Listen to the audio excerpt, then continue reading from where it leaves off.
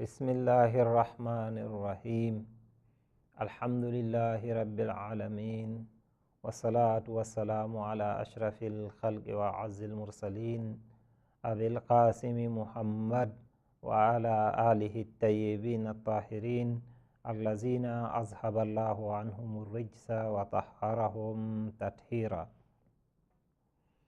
Musidɓe tedduɓe heɗiɓe men e nder ɗi sa'iji ɗo haray ko wonɗen yewtude fi mum ha joni ko fi ko innete gandal nedi kon. Innuɗen noon gandal nedi ngal hino jeeya e gande ɓuruɗe himmude e gande tawayɗe waway wallitade banu adama on no aduna makko on moƴƴira e no lahira makko on moƴƴira.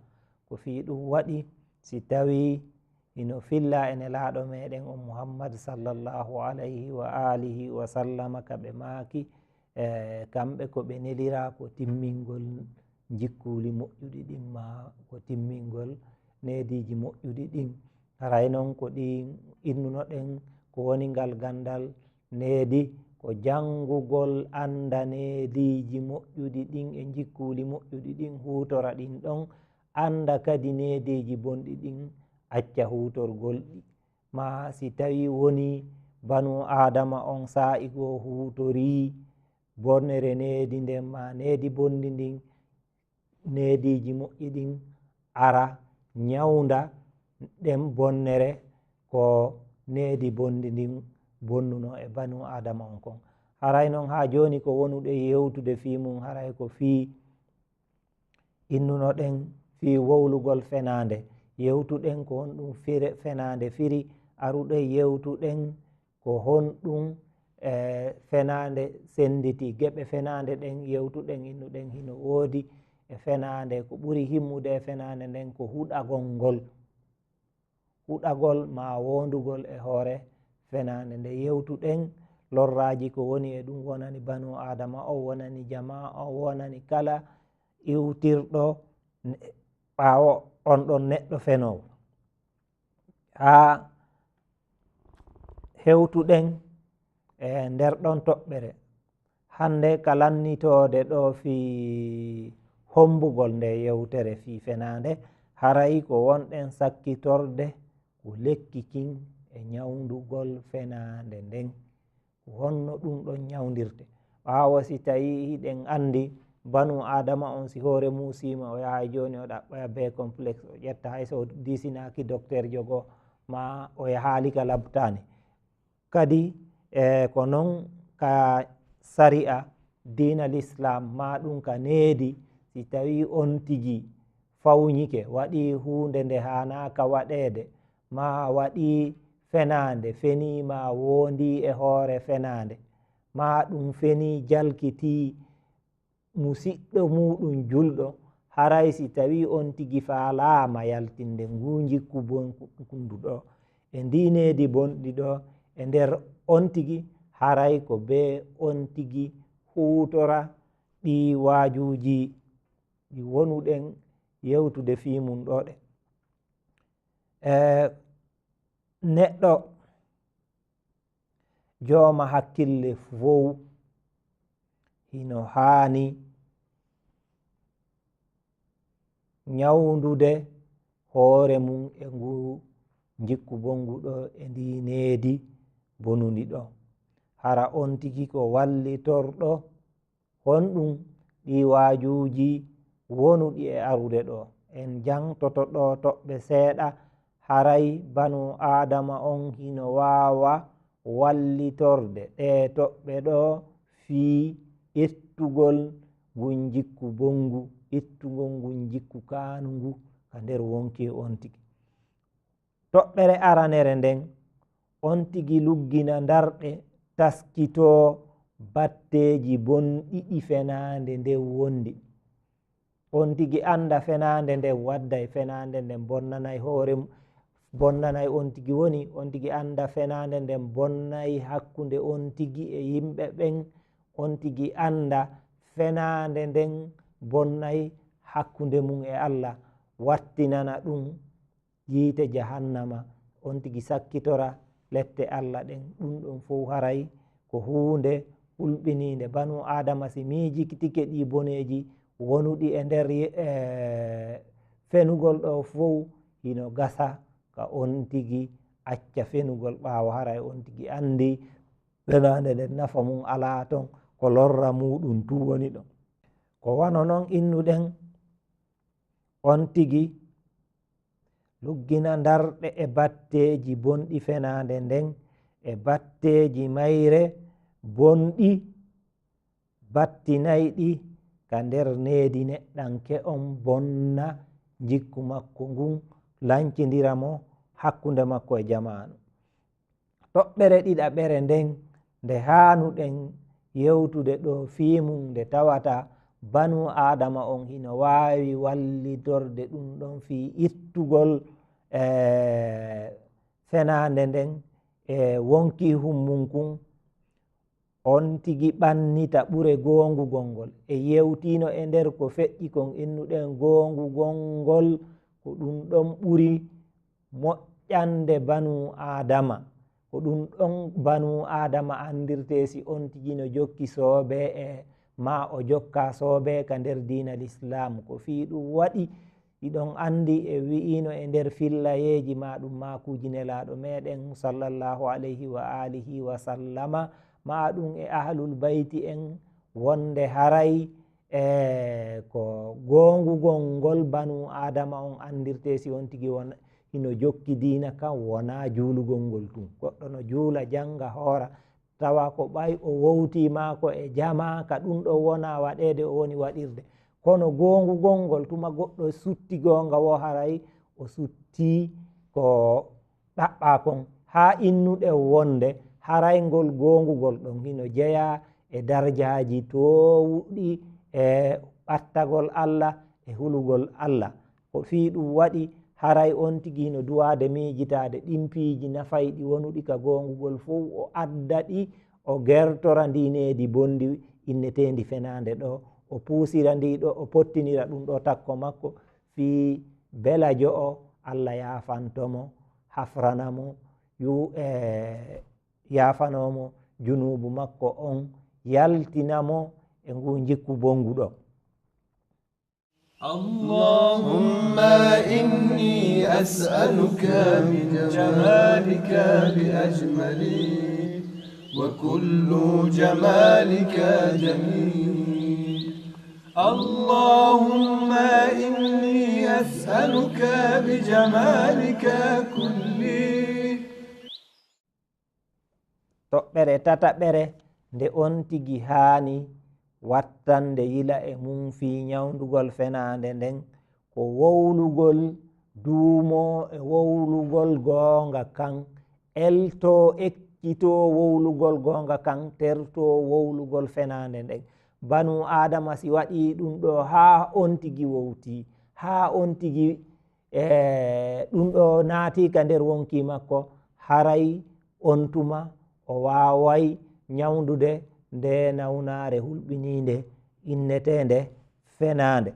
Ko ɗum ɗo waɗi haray si tawi en falama musidɓe tedduɓe andugol ko honɗum nyawdirten fenande nden ko be tuugo ɗen e ɗe toɓɓe tati ɗe joopiɗen fi muɗum ɗo ɗe ɓaawo hiɗe jeeya e toɓɓe ɓuruɗe himmude wawayɗe nyawdude fi nde fenande.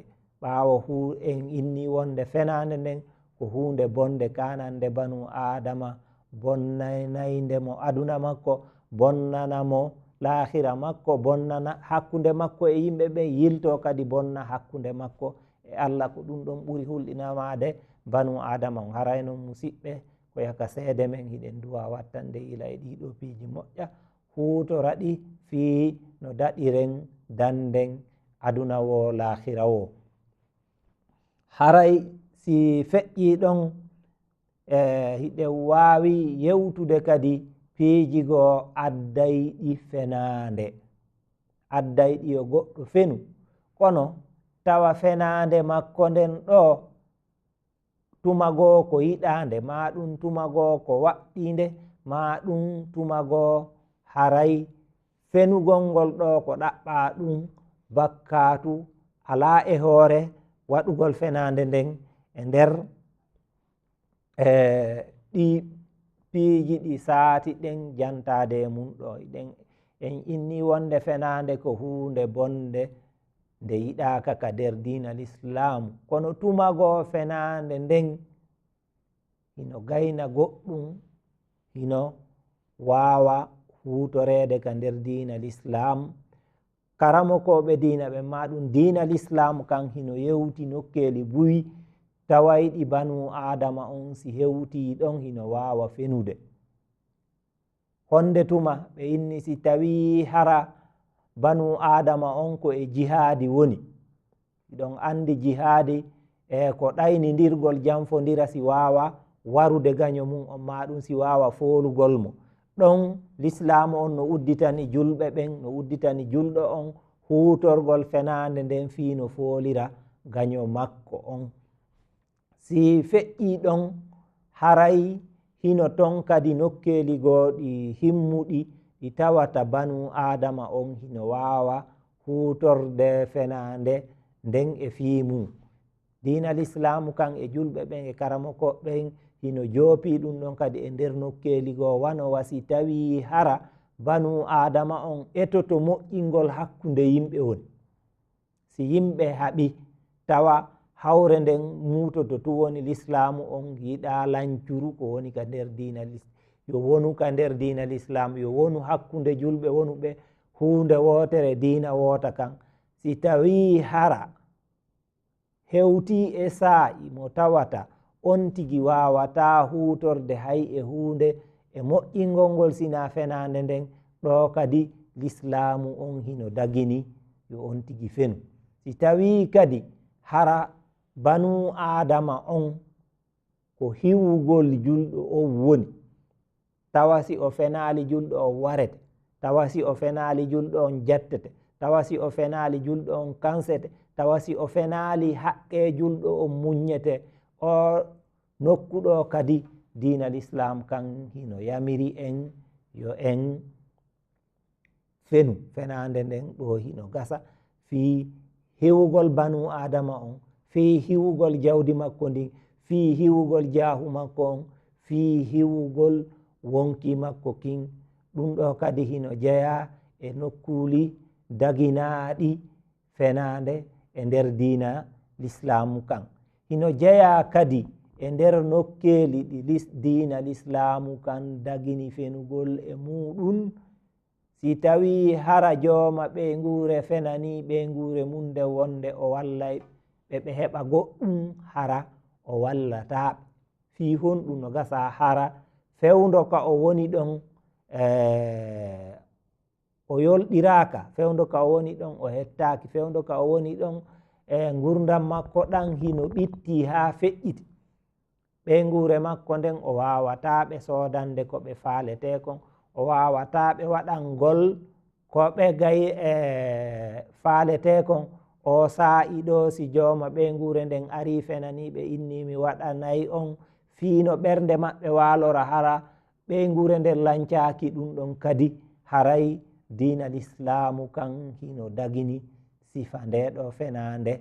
haray ɗi piiji ɗo diina l'islam kan hino yewti fi mum, hino tentini fi mum haray banu adama on e nder ɗi nokkeli ɗo e nder ɗe toɓɓe yewtaɗe ɗo haray fenande nden hino dagani on tigi si waɗi fenande nden o nangitirtake, si o waɗi fenande nden o lettirtake sabu ɗum ɓawo haray ko imma ko nafa makko ma nafa diina kan ma hiwugol wonki neɗɗo julɗo e jawdi makko ndin e ndimu makko ngun e hettare makko nden e jaahu makko on. ɗiɗo piiji fof ko piiji ɗi diina l'islamu kan yamiri en ɗi hanuɗen waɗude. ko fi ɗum waɗi si tawi hewti ka julɗo on waɗete siga ɗiɗo piiji haray ko be on tigi immo hutora fenande nden e nder oɗo sa'i sattuɗo, e nder oɗo sa'i mo tawata ko sa'i ɗittintinaɗo ka tawata fenande nden hino wawi nafude aduna o nafa lahara o danda julɗo on, danda jawdi makko ndin e yeebagol haray non musidɓe tedduɓe ko ɗum woni ko diina l'islam ka yamiri. haray ka sakkitode ɗo hiɗe wawi wi'irde ni wonde diina l'islamu kan hino haɗi hino tongi fenugol ɓawo ko hunde bonude ma ɓawo ko hunde ɓurude bonude wawayde lancude hakkunde jama on bonnidira hakkunde maɓɓe adda kon naagu e haasidi lancugol jamaji maɓɓe ɗin ko fiiɗum waɗi haray nde ɗo hunde ko hunde harminade. kono innuɗen ka sakkitode ɗo nokkeli goo hino woodi ka tawata banu adama on hino gasa fenude ɗin ɗon haray ɗin ɗon ko ittintinaɗi ɗo banu adama on si waɗi fenande nden o nangitirtake fenande makko nden haray ko darete ko annuye makko fii no moƴƴira on ko ɗum ɗon woni ko darete. haray noon musidɓe tedduɓe sa'i men on lanni ko ɗo wonɗen darnude yewtere nden e nder sa'iji arayɗi ɗin inchallahu en yewtay lannitode fii ɗi o noone hertiɗo ma ɗum o noone happaɗo mo tawata fenugol ngol hino dagi e nder mum sakkitoren janngugol hadise fillaɗo e ahlul bayti en fi mum. haray ko ɗo wonɗen darnude yewtere men nde musidɓe tedduɓe. wassalamu aleykum wa rahmatullahi ta'ala wa barakatuh.